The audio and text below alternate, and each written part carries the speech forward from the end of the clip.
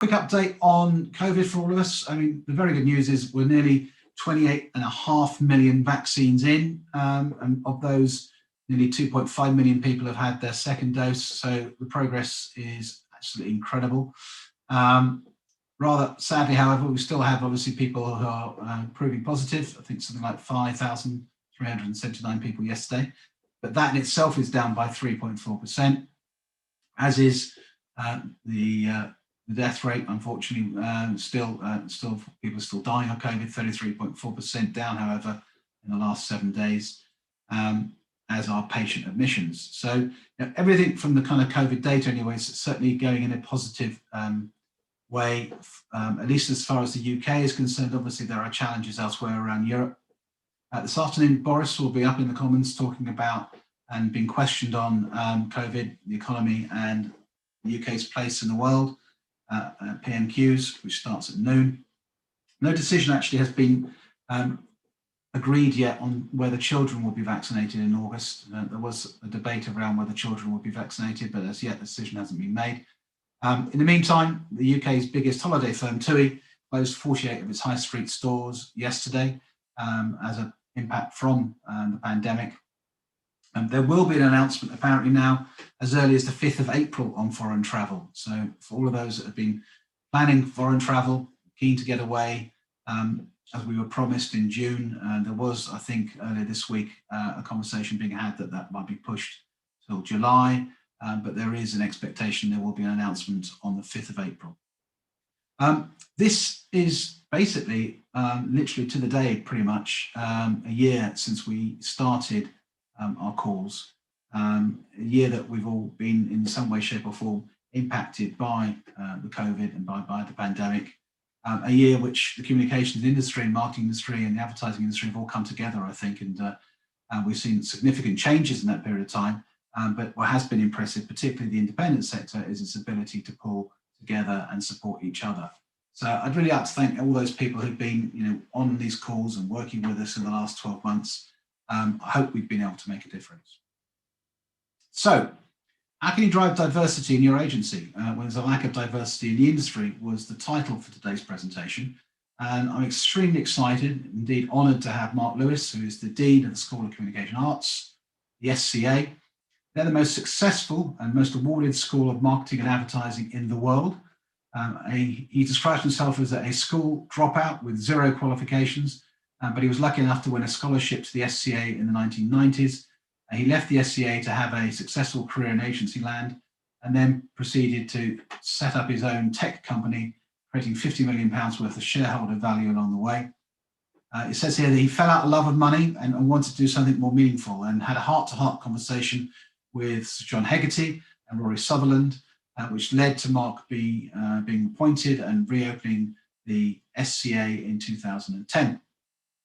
The focus since that time has been very much on driving diversity within the creative industry, helping people, young people like himself, to get that leg up and to get a start. 10 years in, Marc has received a Lifetime Achievement Award for his services and creating opportunities for unrepresented and disadvantaged people. He's a regular public speaker and has written several books about creativity and education. Tom Crossley is the CEO at the School of Communication Arts. Prior to joining the school, Tom held board positions at a number of well-known agencies, including LBI, Ogilvy, Iris, WCRS, and GPC. He has experience of working across marketing disciplines for some of the world's best-known brands, and today Tom focuses on helping to grow the SCA to enable the school to help change the creative industry from the ground up. So, as I say, two extremely well-known, characterful individuals who are going to be sort of telling us about their fantastic work and really helping us to understand how, as independent agencies, as well as brands, we can actually improve our diversity and get behind creativity and allow anyone from any background to have the opportunity to be brilliant at what they're capable of doing. I'm going to hand over to Tom now, and thank you, as I say, for joining us. Tom, you need to unmute, sir. There we go. I'll take myself off mute. Morning, everyone. Hope you're all incredibly well. Thank you for that introduction. I think that's done a sterling job. So no need for Marc and I to introduce ourselves. I think we'll do this session in kind of three bits. So I want to talk to you about the SCA and our kind of position on what diversity actually means to us, because I think it's probably slightly different to how a lot of agencies define diversity at the moment. We'll talk about why we think diversity is incredibly important within the creative industry and what the benefits are for having a more diverse workforce. And we'll also talk about, let's hold our feet to the flames. Where do we feel the creative industry is right now? I'm very new to the SCA. I only joined 4 months ago, so this is like a second career for me, having spent 20 plus years in agency land. I started within agency land in the mid 90s, so that's where I spent the majority of my time. And then I'll hand over to Marc, and Marc can tell his incredibly compelling story and the story behind the SCA. If you have any questions, I think it's probably easiest to pop them in the chat box, and we'll aim to have 15-20 minutes towards the end of our conversation to answer any questions you might have. So with that as an intro, I'll kind of talk about the SCA and our kind of view on what diversity means. I think when Marc set up the school, he had two very distinct objectives. Number one, the SCA and the SCA that he attended was always seen as being the very best and most awarded school for advertising and communications in the world. And it's important that we retain those high standards. The students that lead the school are without doubt the very best students in the world. I think that the change that Marc wanted to really introduce to the SCA is when he attended the school, I think there was 40 students, and correct me if I'm wrong, Marc, 39 of them were white, the majority of them were male. And that really reflects kind of the agency makeup in the 80s and 90s. And whilst there have been big moves, in the last decade, primarily around trying to even up the gender balance at the top of agencies, with movements to close the gender pay gap and to create opportunities for women returning from work after choosing to have children. There's still a long way to go. And more recently, when I think about the movements and to get more diversity into agencies, it's been primarily around trying to encourage more people from minority ethnic backgrounds, especially fueled by things like the Black Lives Matter movement in the past 12 months. And this is great, but if we're honest with ourselves, agencies are still pretty middle class places. The leadership teams are pretty homogenous. They're still primarily kind of a lot of men and white middle class men at the top of agencies. And I say that I'm very conscious that I'm a middle class white male.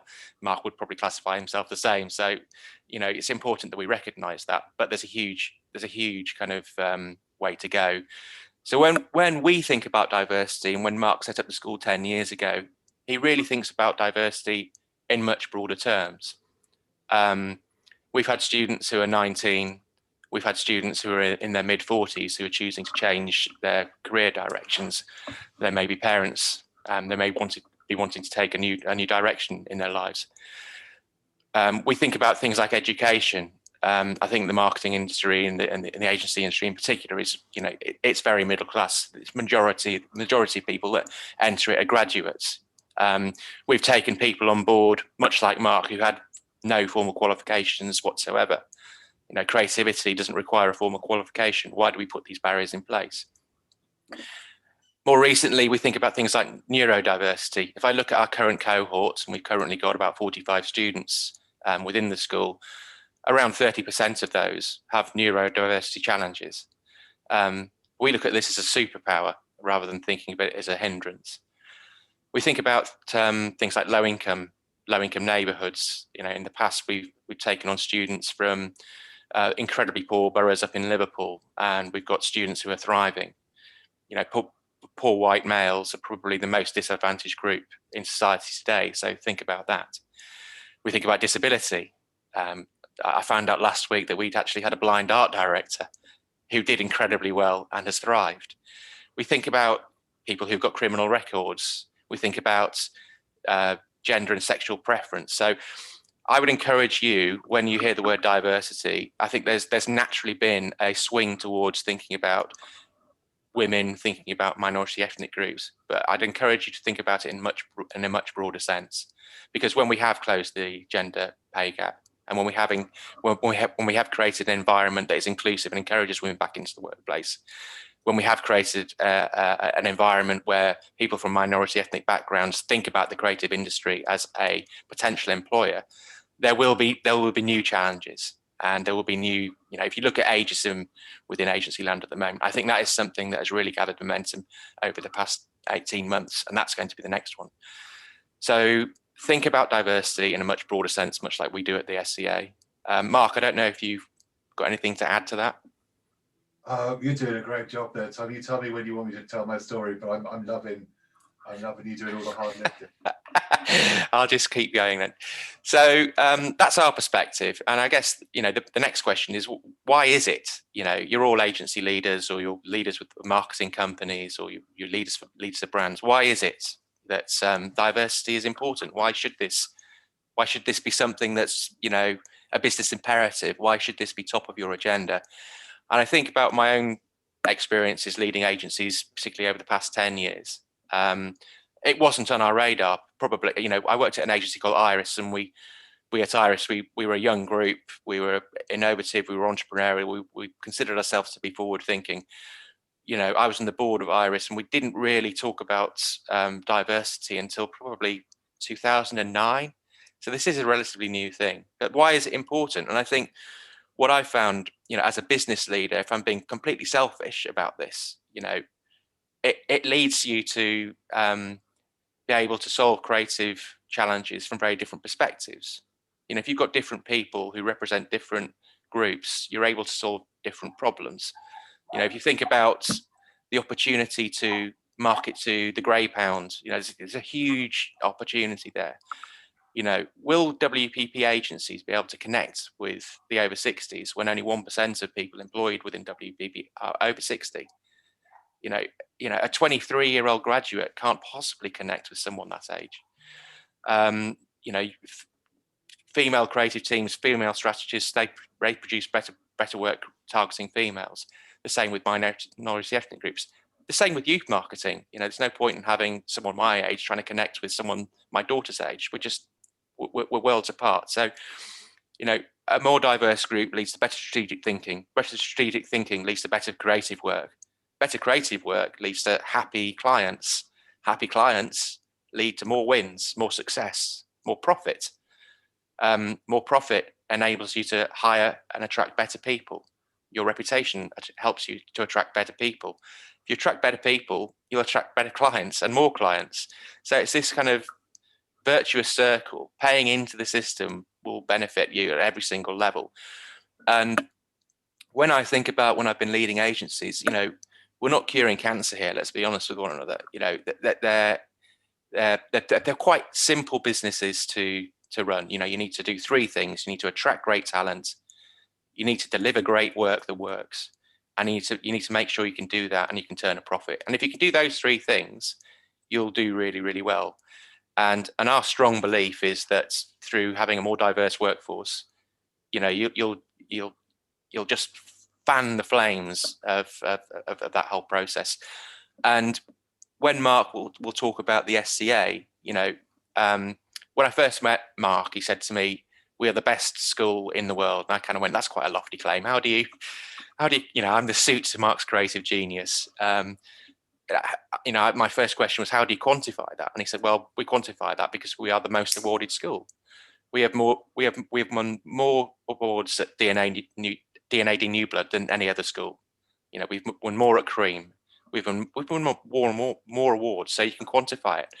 And Mark will talk about, the reason that we do that is because if you think about diversity within our school, students aged between 19 and 40, students from very different backgrounds, students, he puts our creative success down to that creative melting pot that we have in the school year in, year out.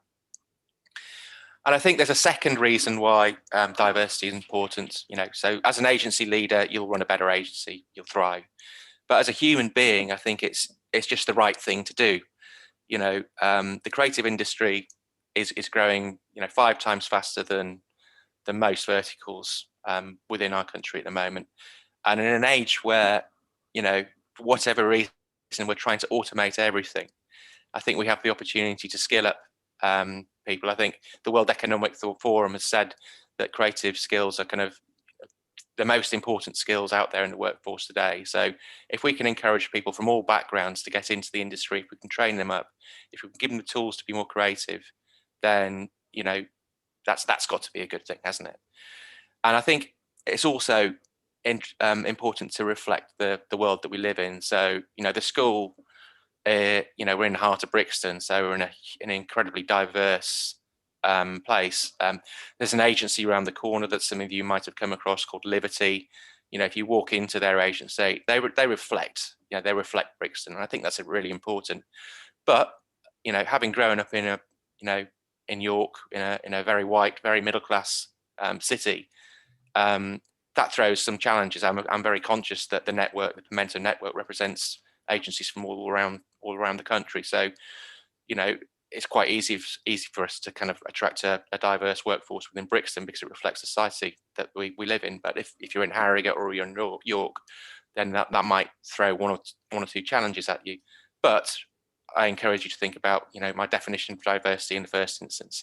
There might not be very many minority people from a minority ethnic background in York who want to work in the creative industry, but there's going to be plenty of women. There's going to be plenty of people from all age groups. There's going to be plenty of people with different challenges. So, you know, think about it in those terms. So ultimately, I think, you know, you will run more successful agencies depending on whatever metric you're looking at, and it's the right thing to do. So if that's the case, why is it that we struggle so much? You know, if I look at agency land, the agency land that I joined in the mid-90s, has it really fundamentally changed that much? And I really don't think it has. And it's going to be interesting to see what happens over the next 12 to 18 months. I think I read a book recently called The Class Ceiling. The Class Ceiling looks at verticals in industry as a whole. And the book came out in 2019. You know, it looked at the creative industry. The creative industry is the 5th least diverse industry out there. If you look at things like the IPA census, the IPA census results from 2020 showed very, very marginal gains year on year. Of course, 2020, we have the added challenge thrown at us by the pandemic. But things are not really moving in the right area. And actually, the majority of the census, if you read it, really focuses on gender equality, gender pay gaps, and minority ethnic hires. So again, it doesn't really think about diversity in its broadest sense. And I think you'll probably all have seen the Advertising Association in partnership with the IPA and BEAM and ASPAR are doing the first root and branch kind of census of the creative industry at the moment. I was talking to Stephen Woodford only last week, and he's given me a sneak preview, but only a sneak preview. I think the official results come out in June, but you know, he fully expects the census to say exactly what we are expecting to hear. So, you know, it's still very white and very male at a senior level. There's definitely been moves to improve things with regards to gender and gender pay gaps, but as a whole, he thinks that the results are going to be far worse than they actually thought they were going to be. So ultimately, the whole industry needs a little bit of a reboot. And I think that's really, really important. Mark and I spend hours upon hours each week talking to lots of agencies who have lots of well-meaning initiatives in place. So I was talking to a creative director of a very well-known independent agency last week, and his answer to the minority ethnic challenge is, you know, we want to have a placement scheme. We'll get a team in, we'll pay them for 3 months.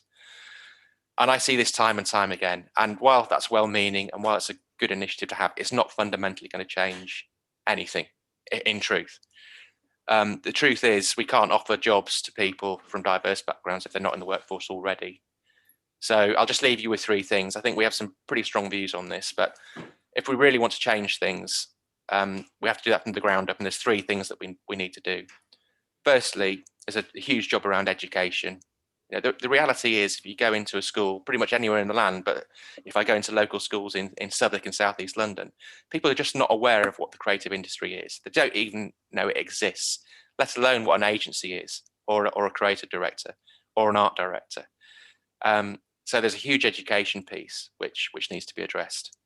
Once we've done that, there's a a huge element that needs to be put on training. So the reason the SCA exists from a diversity perspective is to train people to have the skills that they may already have in terms of their passions. They might love writing lyrics, they might love creating art, but coming to the SCA, we can turn those skills and passions into skills for the creative workplace. And the reason the SCA exists is we try to find people. We've tried to Mark finds these rough diamonds, we polish them within the SCA, and then through our partnerships with agencies, we put them into the workforce. And we've created that conveyor belt. So a lot of what we're doing at the moment is working with education authorities, getting grants to try and lift people out of poverty and put them straight into the workplace. And to enable us to do that, the third thing that's needed, and this is the fly in the ointment, this is where things really fall down, is we need funding. We can find these people, we can educate them, but to do that, we need money. And so to help people, to be able to study at the school or to study at an equivalent school, there are other brilliant organisations out there like Brixton Finishing School doing pretty much the same thing as us, but we all need money to be able to get these people and to lift them out of the situations they're in, train them and get them ready for the workplace. So that's pretty much all I was planning to say, and it feels like a good point to hand over to Mark, who can tell his story and go into a bit more detail about the SCA. And then we can probably talk as well about how the SCA can help you if this is something that you're interested in engaging with us on. Thank you, Tom. Thank you, Stephen. Stephen at the start mentioned my Lifetime Achievement Award, which they only give you when they think you're dying. And they thought I was dying at the time. I got fixed, so it's all good. But then hearing Tom do that talk just now, I've never had anybody introduce me from the school talking about the school before, and that was fun. It felt a bit like an obit, so that was cool. Lovely to meet you all. Thank you for hanging out this morning. I just want to quickly bolt on to where Tom was talking about diversity and creativity. From a creative's point of view, we connect dots. Our job as creatives, I think, is to connect dots in interesting and unexpected ways, connect two dots together in a way that those two dots perhaps have been never connected before. And the more diverse our room is, the more different types of people from different types of backgrounds who are reading different types of books and dancing to different types of music and tasting different types of fruit, the more we bring these people together, the more they bring different dots to the creative floor. And as a result, it's no surprise that we're going to create work that is unexpected. And from a framework perspective, we can measure good quality work.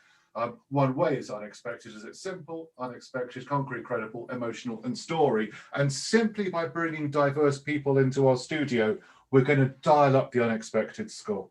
So I just wanted to bolt that to a commercial reason for powering forwards with diversity. Although Tom is absolutely right, the human reason is the primary reason. We are in the people business. Our job is to bring empathy. And if we fail to have empathy with our communities, we're always going to struggle to make great work. Didn't always speak like this. If you grew up in South Croydon in 1991, 1992, I might owe you an apology. I might have nicked your car stereo or sold you a fake Rolex in a pub, pretending it was real. I've never said that one live before, and I've just seen this is being recorded. So I was a bit of a trouble boy, and my dad got arrested in 1992, and I got a job in Debenhams in Wimbledon to bring in a little bit of cash to put some money on the table so that Mum and Ben, my brother, could eat whilst all that shit was happening. And in the staff canteen in Debenhams department store, there was this copy of the Guardian newspaper. And you might be able to have worked out already from the first few minutes, I'm not your classic Guardian demographic. In 1991, 92, my favorite newspaper, if I were to buy one, was The Sun or The Sport, not the Guardian. And there was a competition in the paper to win a scholarship at the world's leading ad school. And it was a school run by a man called John Gillard, who In a previous life, he had educated John Hegarty, Graham Fink, Alan Parker, Tiger Savage, always at universities. And he loved the kids and he loved the teaching. He hated universities. He thought that universities were old and archaic and they focused on the wrong thing. They focused on how, when the most important question for us as creatives at this stage, what we do, is why.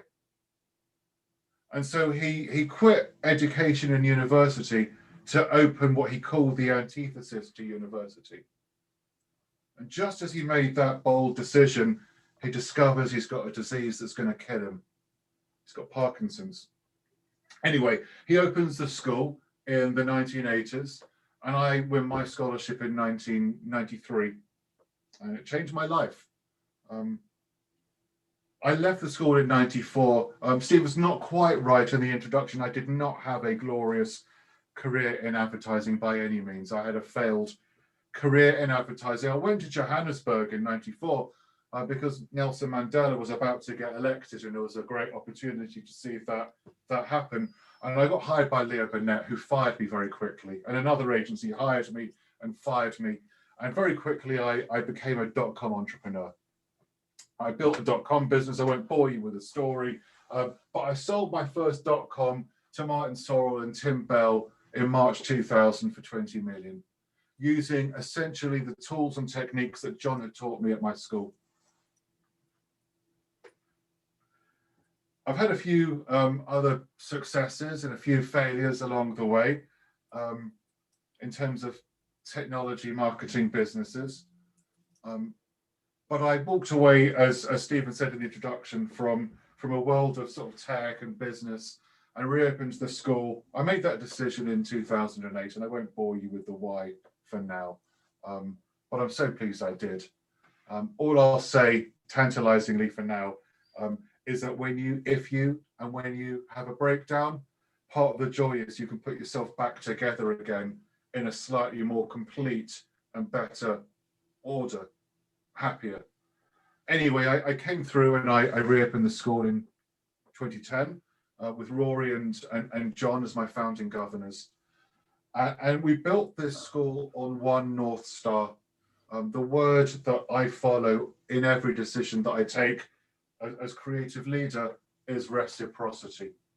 So the school is built on that word, reciprocity. It's a word I think that we probably all understand, but I'll try and define it as I sort of share the model of the school with you. As Tom and Stephen said, this model allows us to create lots of scholarships. 1 in 3 students that have come through the school have done so on financial aid, funded by the industry, or by me speaking within the industry, or going out to teach in other schools on the reputation of our school that the industry has helped build. The model that we have is called Heroes and Legends. And essentially the industry give us any combination of 3 things. First, money.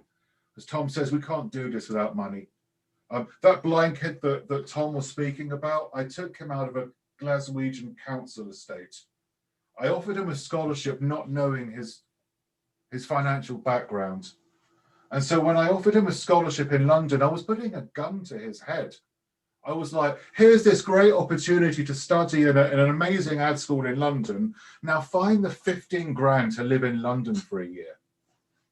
And so the school had to find the 15 grand to put him in London for the year. So we need money. You can't do this without money. It doesn't need a lot of money. It needs you to maybe half what you spend on fruit in your reception. Or it needs you to maybe stop giving bottled water to each other and put that perhaps into diversity with us, or Brooks and Finishing School, or Commercial Break, or Ideas Foundation, or whichever. Money, knowledge, and people. These are the 3 things that we ask for in our Heroes and Legends model. Money, as it's probably quite clear, the money funds scholarships and bursaries and all this sort of thing. I won't talk much more about money. Tom might, he's the chief exec after all. All I'll simply say is in a model of reciprocity, some agencies give us a lot of money and they get a lot of benefits. They get a lot of live briefs from us. They get very early access to our talent you can only imagine how in demand our talent are come placement season.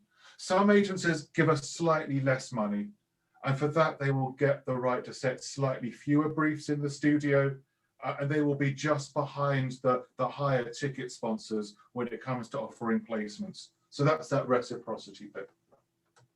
Knowledge, we ask our sponsors and the community to let us know what our talent needs to learn in order to fight tomorrow's battles for you. So our curriculum is constantly evolving. And again, I think a reason that we've been able to stay fresh as a school, and I'm going to drop into chat for you to enjoy maybe a little bit later, some of our recent work. You'll get hopefully a sense that we are a fully integrated, forward-thinking creative agency. We would beat you all at a pitch. We teach our students strategy, and we teach and produce work that crosses owned media, earned media, and paid media. We expect them to be able to do the full gamut because we collect that knowledge from agencies who are specialists in each of those areas. So I collect that knowledge from our sponsor community and translate it into learning aims and outcomes for our students to experience in their year. So money brings the students in, knowledge gives them that opportunity to learn what's going to help you fight tomorrow's wars, and finally, people.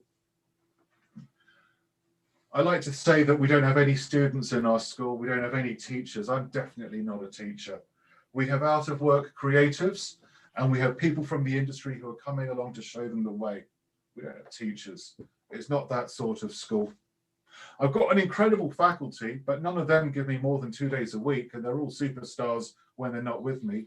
For example, Alexandra Taylor, the first female president award at D&AD, for example, made those amazing silk cut ads that you probably loved when you got into advertising, for example.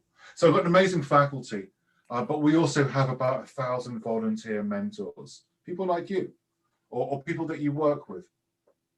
And here we run back to that word reciprocity. We run what we call an MPR score.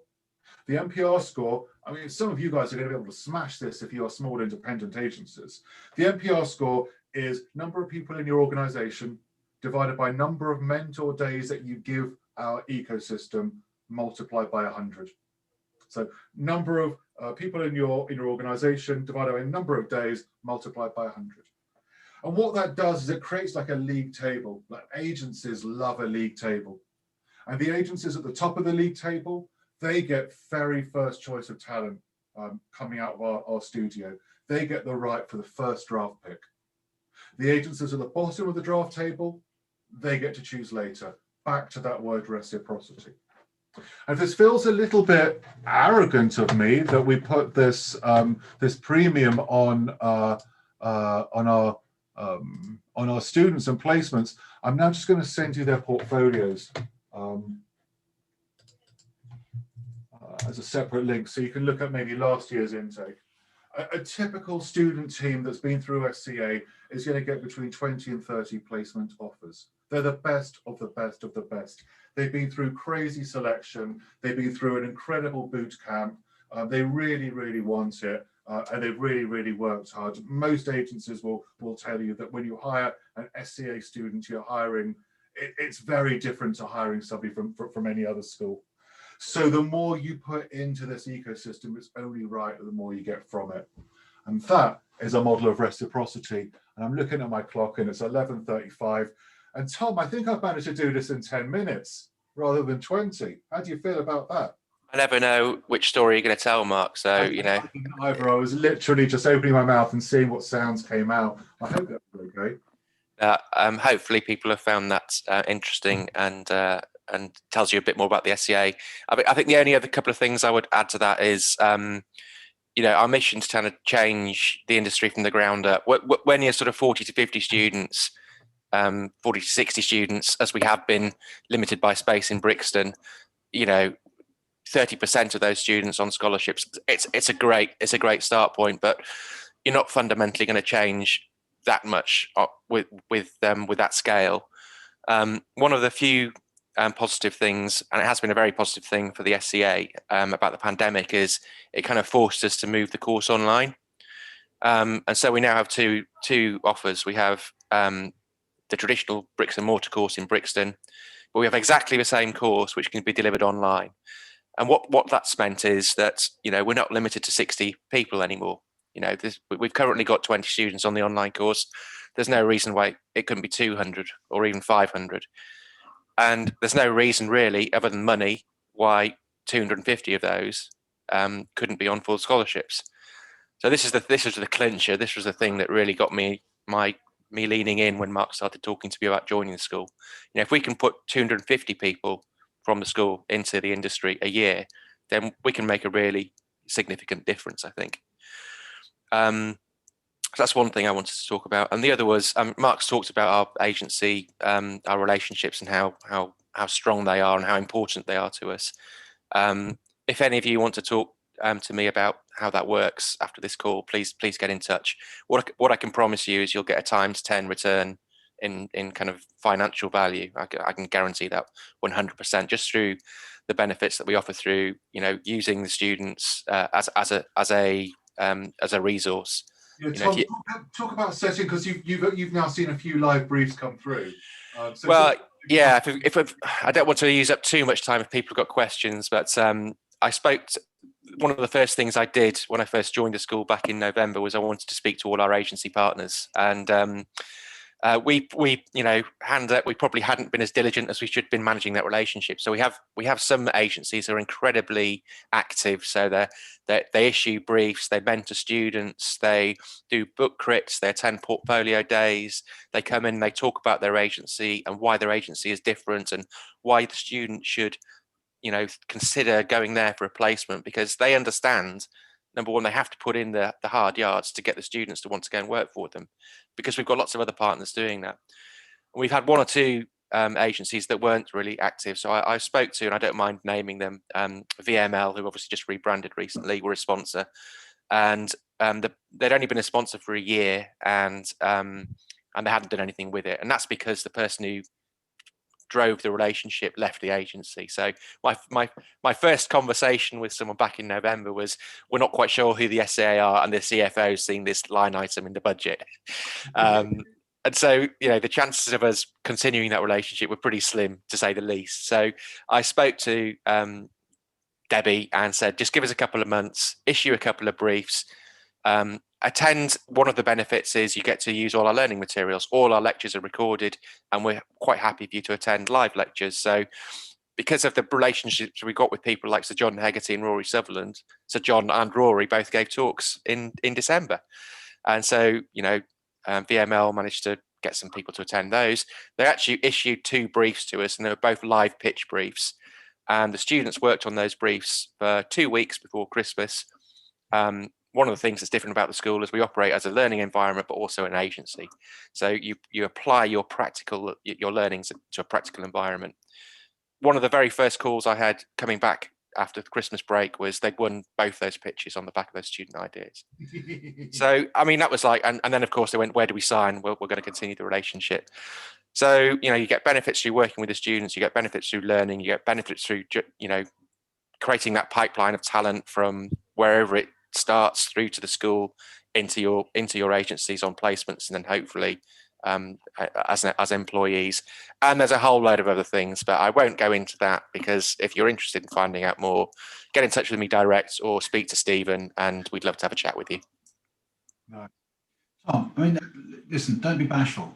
We've got people on this call who are genuinely interested in what you do, and but I also think there's a confusion. If you could just outline a typical relationship that you would have with an agency, how it works, roughly what it costs, and the benefits to that agency, and obviously the individual. Do you want to start that off? Yeah, that's absolutely fine. So Mark mentioned hero and legend.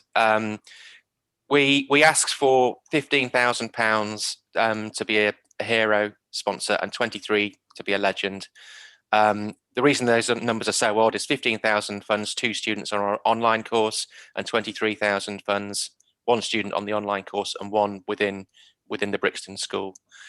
What you get for that, and you know, we do have lots of agencies who some spend more than that and some spend less than that, We're grateful for any donation because that creates our scholarship pot, and that enables us to lift people out of their circumstances and give them the education that they need. What do you get in return for that? So the first thing you get is, for every £1,000 that you spend, you get a day within our studio. And a day within our studio currently goes to 25 creative teams. So 25 teams working on your briefs.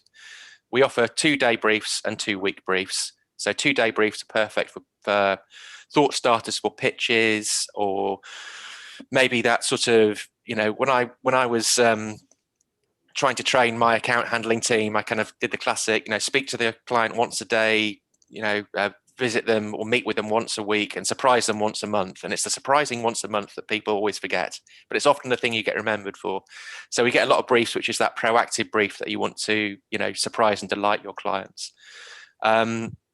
So, just thinking about how you can fund this, most of you have probably got freelance pots. Well, £1,000 gets you a day with effectively 45 creatives, overseen by people who, like Mark, who've been creative directors or heads of strategy or heads of design. So, you're getting a good team. The second area I mentioned was you get access to all our learning. So we record all of our lectures. I'm sure you've all got learning and development plans within your agencies. We can make that available to you online. So we've got a portal that we just give you access to. And I speak to the agencies once a month and say, we've got these 5 or 6 legends talking. So Laura Jordan Bambach gave a talk this month. Rather than bombarding you with all of our lecture series, I'll probably pull out 4 or 5 and say, from an inspiration perspective, your team members will get a huge amount of value out of this. You dial in on Zoom and you take part in the call, much like this. Obviously, Mark's talked about mentoring. Agencies all want to have mentoring programs where they it's not just the senior people that we want to come in and talk to the students. It can be junior creative teams who are 3 years into their career. Our students get a lot of value from that. But encouraging that mentoring opportunity, encouraging people to look at the books and build relationships with the students is really important. Yeah. And then, of course, all of you want to see a pipeline of amazing creative talent coming into your agencies, and that's exactly what we're trying to do. We're trying to educate these guys and give them access to you via placement schemes, and then hopefully you'll employ those people. I've yet to speak to an agency who hasn't literally waxed lyrical about the quality of the students that come out of the school. It is, do bear in mind Mark's point about being the most awarded school on the planet. It is true. I literally couldn't believe the quality of the students after one term. Having worked in the business for like over 20 years, I was looking at students who hadn't even worked in an agency and they're operating at senior creative team level after only 12 weeks on the course. So imagine how good they are after the 10 months. I think that's it. I've got a little PDF that summarizes all the benefits. You share that with me and I'll share it with everyone afterwards. I mean, are we talking multidiscipline? I mean, these days, obviously, when it comes to creativity, people tend not to think about channel, they think about ideas. I'm assuming that you're talking, this would be equally interesting and applicable for a PR and comms agency as it would be for an advertising agency, or indeed increasingly, media agencies who obviously increasingly have to pitch creative ideas as well as where the money is going to be deployed. Yeah, absolutely. I mean, if you look at our agency partners, we do have 1 or 2 ad agencies, but they're sort of in the minority, actually. So we've got PR companies, integrated marketing companies, digital shops. We do a lot of work increasingly for brands direct. So at the start of this call, I kind of mentioned we're doing a brief for EDF on reframing the nuclear industry. So yeah, you're all right for us, and we're right for you. We're not just turning out people who can create ads and copyright and art direct. Of course, they can copyright and art direct, but they're just taught to think about, what's the challenge, what's the problem I'm trying to solve, what's the big idea, how can that be deployed? Events, experiential, sponsorship. I mean, literally, it's entirely what the brief is, I guess. That determines. It's partly about what the brief is, but it's also partly about where the student wants to go. So a beauty about having a really wide network of friends of the school, from agencies across the gamut, PR, experiential, advertising, whatever, brands, media owners, means that the student can decide where they want to end up. An example, I've got 3 students who are the creative department at What 3 Words. You know, they are a black pencil winning, game changing technology business that was formed out of, you know, a couple of people from Ogilvy, I think. And yeah, I've got three students that are loving life in there and posting jobs regularly on the alumni board for that place. So I think that if you look through our student portfolios in the link that I shared, hopefully what you'll see is different work is taking students toward different types of disciplines or agencies or cultures. And that goes back to that diversity thing again. So diversity, it's just such a global concept, such an important point, diversity. It just gives us everything. I mean, shall I try and answer, Steve, some of the questions in chat? I can see that. Yeah, we'll go to those. Just one question first, just to kind of to round that question out. In terms of diversity, I mean, Pimento is a classic example. You know, 200 agencies right away across the UK, across about 97 different marketing disciplines. So we are diverse by our nature of the services that we offer and the areas in which we offer them. Is there some way in which an organisation that's essentially made up of independent, smaller agencies, majority, and I guess the average size would be 40, 50 people, is there a way in which we could share the opportunity to be a hero or a legend and actually offer some sort of opportunity through Pimento, through its members, for us to contribute collectively into giving kids an opportunity? Sounds like a great idea that you and Tom would almost certainly be able to work out a sweet solution to. From my perspective, whatever helps to create opportunities for talent is something that I would want to support.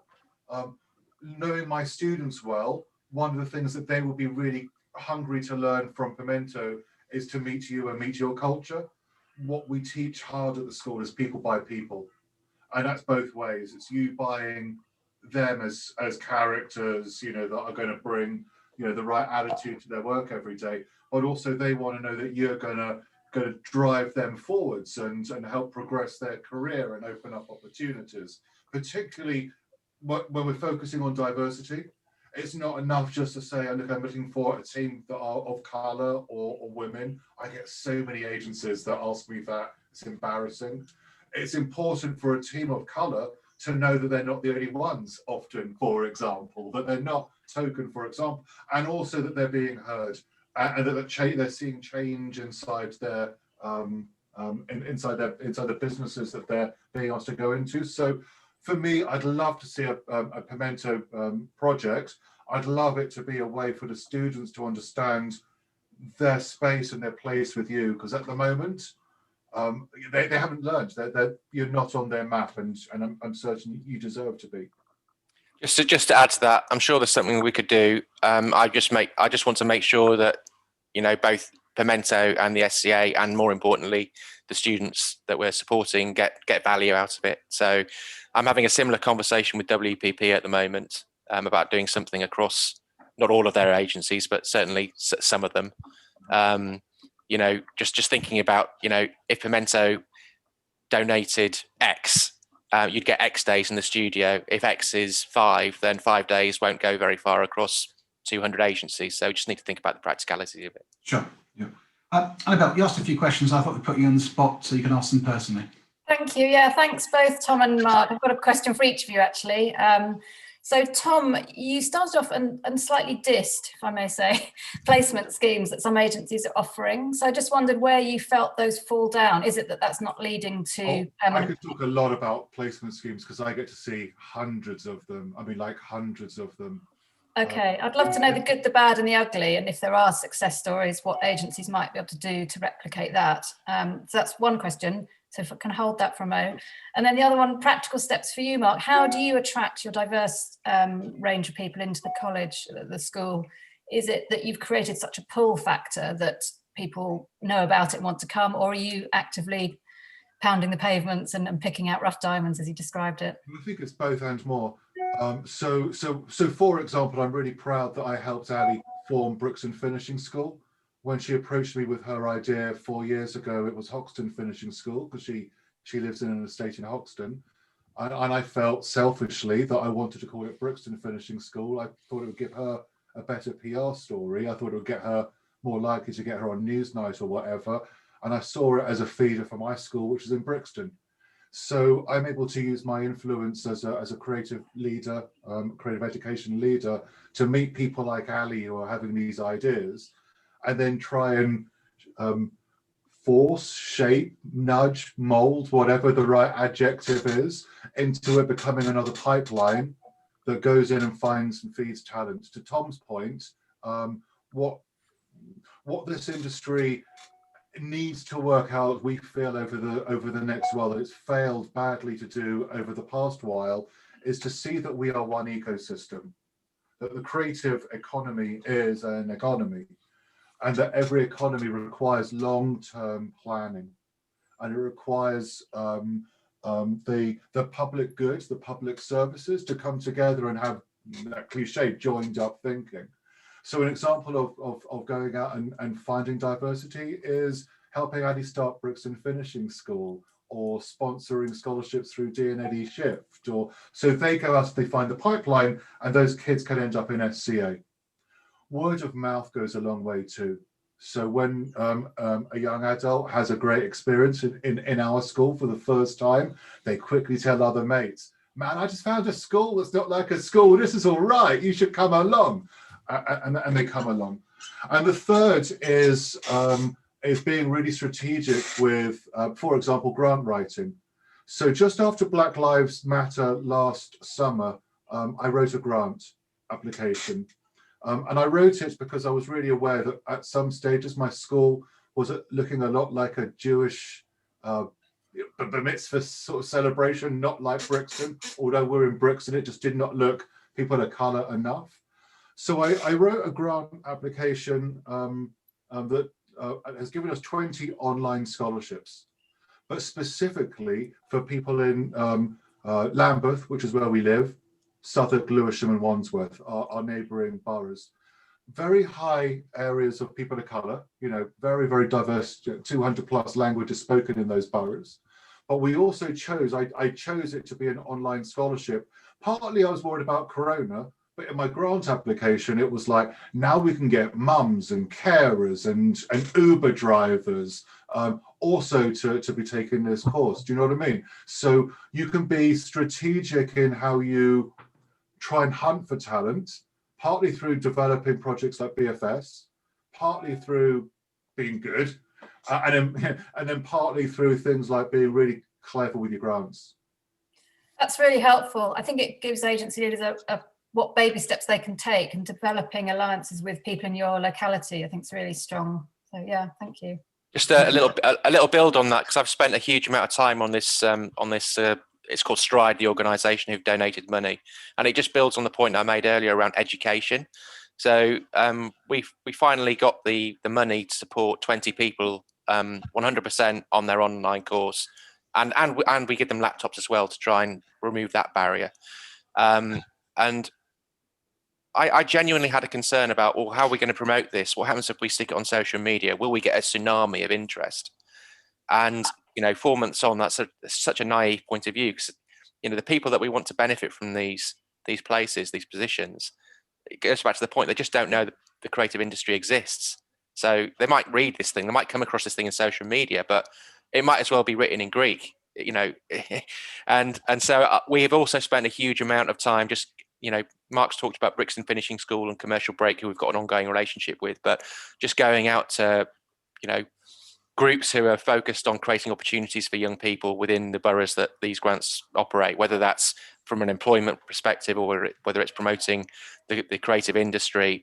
And through those partnerships, we're starting to gain momentum, and that's great because it means we've got those partnerships in place now. So moving forward, it's going to be even easier. But that education point is so important. Jean, you had a question. Yes, I did.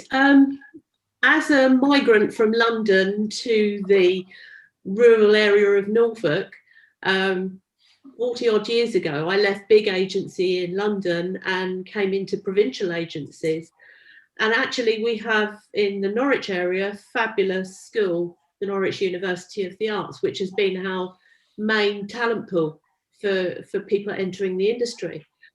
But I'm thinking in terms of the people that couldn't make the cut for Norwich University of the Arts, who are underprivileged or disadvantaged in some way and could be part of your diversity pool that you're looking for. How on earth would they come to your school in Brixton and be able to survive in London? Are there grants that they can go for living expenses? How would that happen? It's a really fair shout. So hopefully the online school is a massive help there as well, so that you don't have to leave your family and your community in order to follow your dreams. You can follow your dreams and live your dreams in Norwich if that's where you're going to make your dreams. What I would say is what I learned when I moved to South Africa and watched Mandela get elected is it's no good just to give people opportunity who are not yet ready for that opportunity. There was a rush in New South Africa, a lot of great stuff, Truth and Reconciliation Committee, all sorts of great stuff came out in New South Africa.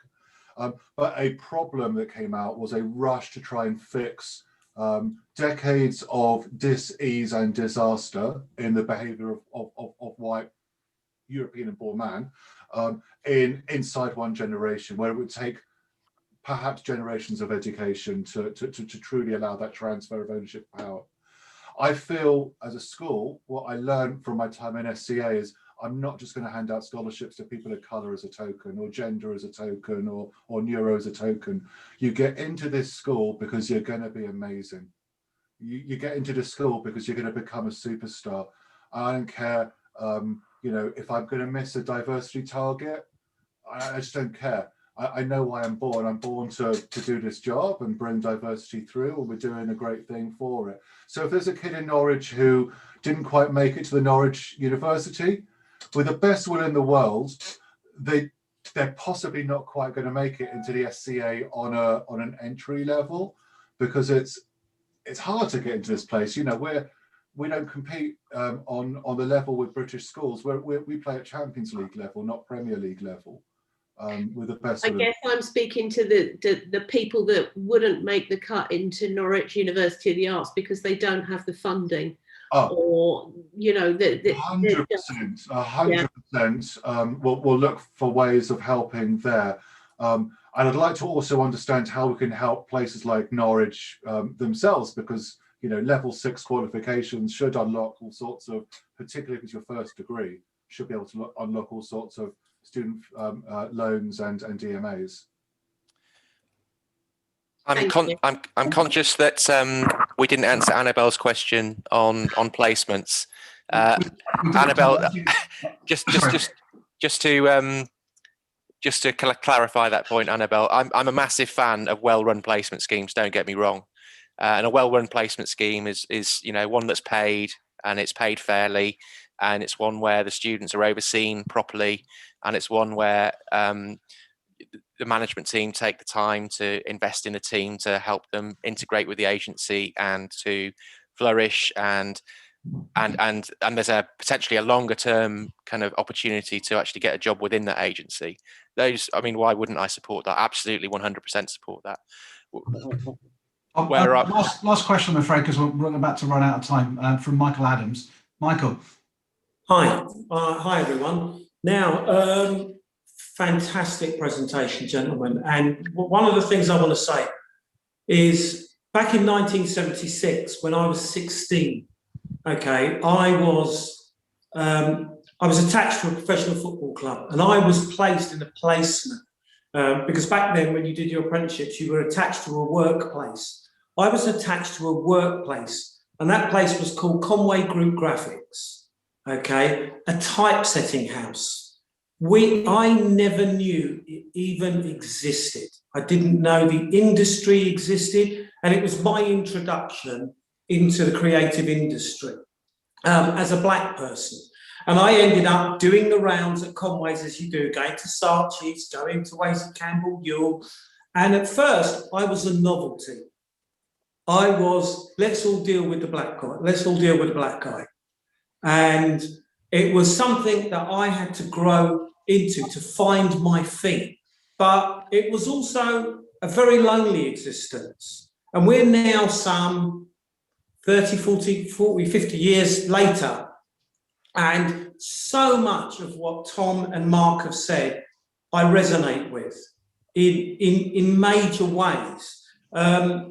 Currently, I'm working on a project with some young people that during lockdown, we created a cultural media centre for them so that they could express themselves. And the creativity that exists within these diverse communities is immense.